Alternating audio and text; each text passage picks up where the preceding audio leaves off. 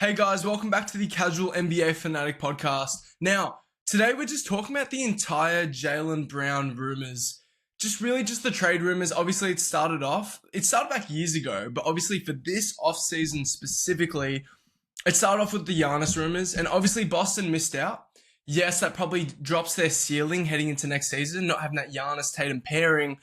But the fact is, when you look at the actual rumors themselves and you look at the trade market for him, and all the other offers that are on the table, I don't think Boston's going to find just any trade that actually makes sense for their current timeline, especially building around co-stars Jayson Tatum and Derek White. They have win-now role players, mature young guys as well, ready to compete right now. So when you look at the trade packages across the league, it just looks fucking shit for Boston overall. And in terms of just what the Jaylen Brown Tatum tandem has achieved for you, it's just weird to keep shopping him around. And who knows if Boston is actually actively shopping him around, but they are actively listening to offers right now, especially with the amount of teams that are actually in the race for him. Because we don't know how Jaylen Brown is feeling about all of this as well, being put back on the trade block after the magnificent season he just put together, defying all expectations that we had for him and certifying himself and cementing himself as a superstar in this league. And so basically, let's just start off by actually appreciating what the duo of Tatum and Brown has achieved, because blowing them up just basically takes away this entire Boston era of basketball. We're talking about a 9-year pairing that spanned back to when Tatum was drafted in 2017-18. So Jaylen Brown was only 1 year in. So basically, they played their entire careers together.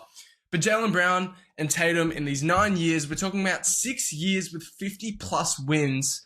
We're talking about 5 conference finals appearances. So basically, with this duo, you're getting a 55% chance of just getting to the conference finals. We know how utterly competitive this league is at this point in time. We're getting 2 finals appearances and obviously the championship out of these two guys. And this is the best tandem in basketball in terms of just offering that athletic and physical imposition. And then also just the most versatile duo when you talk about their shared skill sets. Jayson Tatum is the most versatile NBA player in the world right now to me, and he has been that for about 3 years at this point. But Jaylen Brown, what he brings as an apex scorer and that completely versatile athletic and physical frame that he brings to the game, the defensive work as well, an isolation specialist on both ends. And obviously, we have to address the realities of their contracts. That is why Boston is listening to offers, because the point is, we're talking about a duo that both of them make over $57 million just next year alone. And this is a duo that takes up 64% of their current salary. So they just don't have that much money to be spending at any point. And that does ruin the flexibility, especially, and it's sad because these are homegrown talents. And you want the NBA to reward these teams for homegrown products that they have developed into who they are today. But it is so hard with the flexibility to actually pay these guys what they do deserve and keep them together and keep that continuity. And there's so many perks. Obviously the continuity helps the fan base and structure of the organization too, but it just sucks that 2 players, because you have to pay them maxed out, but they make such a staggering portion of the salary cap. But that is the thing. But the thing is, the duos just achieved so much. And to even think about cutting them off when really the last time we saw them properly healthy, and obviously 2025, I know Tatum gets injured, but he was healthy for most of that. But really last time both of them were fully healthy for a playoff run, they won the title. And I know that team was absolutely phenomenal, but we're talking about year-by-year conference final success at the very worst and just top 2 seeds here on out. Jaylen Brown, even before Tatum got their top 2 seed, I know he was a rookie as well, but just the actual winning DNA with this combination here, and then you add in Derek White and how good that trio combination has been, it becomes really hard just seeing them ever getting rid of Jaylen Brown, actually in this era.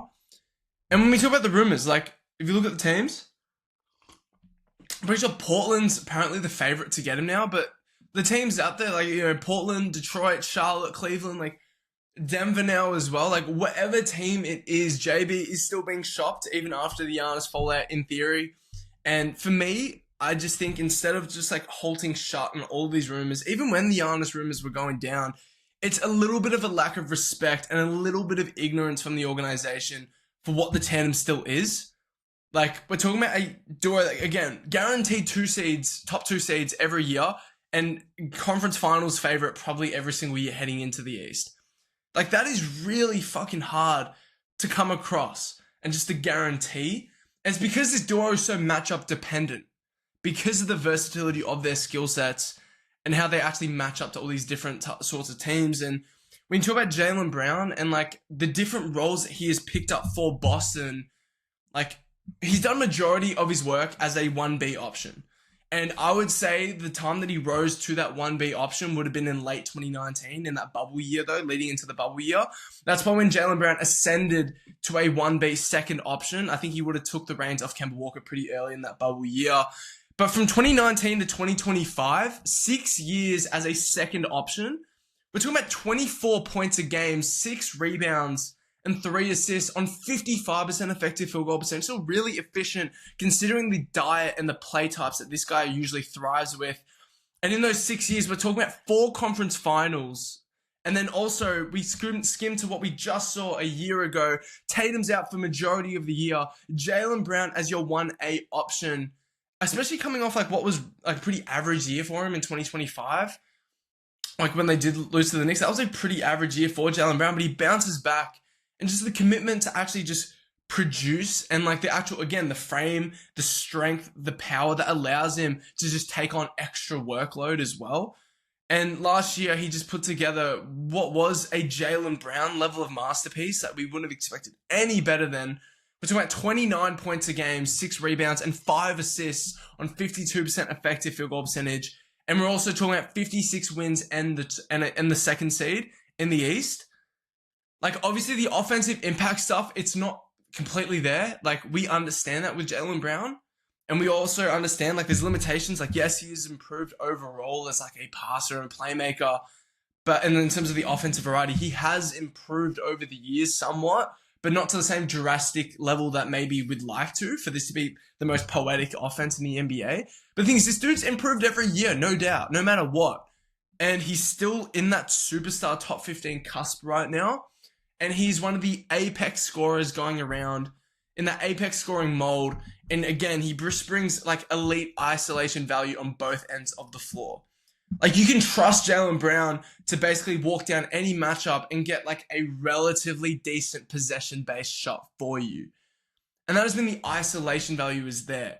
When the offensive system does stall out, and again, that's very rare for Boston's creative system, but when it does stall out, it's just so beautiful just to have someone that you can resort to go and get you a bucket on all 3 levels and rely on their athletic and physical tools to be able to create comfortable looks that they can actually make. And then the isolation value defensively as well, his isolation defense, most notably in that 2024 playoff run. And like what he did as a young guy in his career as well, like when he was younger and he was one of the better perimeter defenders in the NBA full stop. Obviously the team defense, obviously that's not exceptionally great. And again, the offensive impact. So there are negatives still. But the fact is, like, you just don't shop a guy like this heavily, this many times when the formula has worked this many times. Like, we know Jaylen Brown as a player, again, yeah, he's flawed. Like, relies on a tough shot diet as well. Like, a lot of deep twos, a lot of deep minis, a lot of fadeaways that he resorts to. Not overly aggressive to the rim historically throughout his entire career. We know the 3-point shot has delved as soon as he's entered this real perennial all-star realm. We're talking about a guy whose team defense isn't super consistent either, the instincts. And then we're talking about a guy's playmaking value never really screams off the charts. And that kind of plays into the offensive impact numbers. Even last year, not looking that great despite putting up these huge production numbers. But the point is, like, there is merit in sticking with what works and not messing around with chemistry. And that means even just sitting in this glut of all these rumors and stuff and listening to these trade talks, like, that does mess with your chemistry because Jaylen Brown's going to come into the locker room preseason. It's going to be different to a standpoint to start. And you don't want anything in the way of you guys achieving your goal of hoisting the trophy. And it starts from day one. You have to be clean cut about what the team's going to look like even from now on. When you enter free agency, these are the pieces I want to pick up, but I'm building around this core. You want to know what core you're building around even before free agency starts. And that might be, like, I think this duo will be there. It's going to be really hard to shop JB, even considering his contract as well. So I think this will be the duo, but in terms of just how the chemistry, I don't know how that's going to work because this is the second time that Jaylen Brown has been, decently shopped around and actually put on the block aggressively. Like they did this with, I think it was Kevin Durant, like that, the whole trade rumors when KD was in Brooklyn, but it's just a lot. And obviously Boston's super mature. We talk about locker room with Joe Mazzulla, Derek White, Jayson Tatum, all these guys that have been around JB for a long time. Like, it's going to be fine, especially when they keep him. The chemistry will be fine because these are super mature guys. These are veterans in this league. But it's still just a lot to shop around a guy who's done just so much for you. And that lack of belief, faith, and trust for Jaylen Brown, I wouldn't have too much of a problem with him if that was to dull for him. And if you look at any of the trade packages that you were getting for, like Portland's deal, I thought was more centered around like Shaedon Sharpe, Jeremy Grant. I don't even know if it's Tamani Kamara or Scoot Henderson or something, but if you're not getting Tamani Kamara back, just shuffle that deal to the side. Like, you need the star power next to Jayson Tatum. We know Jayson Tatum can actually struggle as this apex isolation slowed down scorer. That's where Jaylen Brown does alleviate there. Detroit, they offer around, Asar Thompson probably, and like Ron Holland. Like, Boston doesn't want any part of that. Charlotte, what do they have to offer? Unless you want to go into a 3-team deal, like Boston would want a center out of that deal. They're not giving up Brandon Miller. They're not giving up Conker-Nipple. Even if they did give up Brandon Miller, I don't think Boston would really want much part of that. They don't need another play finisher. They need an actual play creator and play igniter. Cleveland, I don't really know what they can offer except for Evan Mobley, and I just don't see Cleveland giving up Evan Mobley. I think he's that transcendent, still of a talent to want to keep around. So in terms of just the offers that will be coming their way, like Denver, I've got no clue what the offer would be there. Unless it's like Jamal Murray, which maybe there's some, you can explore that. But unless it's like Jamal Murray on the table, I don't really see much merit there. So point is, if you are Boston, you just want to do whatever you can to just make JB feel comfortable in Boston one more time. Because entering his 11th year in the city, you just want your best chance. And this is the prime for this duo. And you don't see duos come around this often. Duos that complement each other this much. And I've talked about how it kind of relates to the MJ Pippen sort of dynamic in terms of just how they complement each other as, big wings with both physical and athletic traits who just impact the game as a duo in every single aspect. And it's really special what Boston has found, and they have to keep it going. We've seen Minnesota go away from continuity, but that's because they literally just couldn't even get to the finals. So there's no merit for Boston to even be trying to blow this up, especially when this dude is durable and he's given everything to this city. I appreciate you guys for listening, and I'll catch you guys in the next one.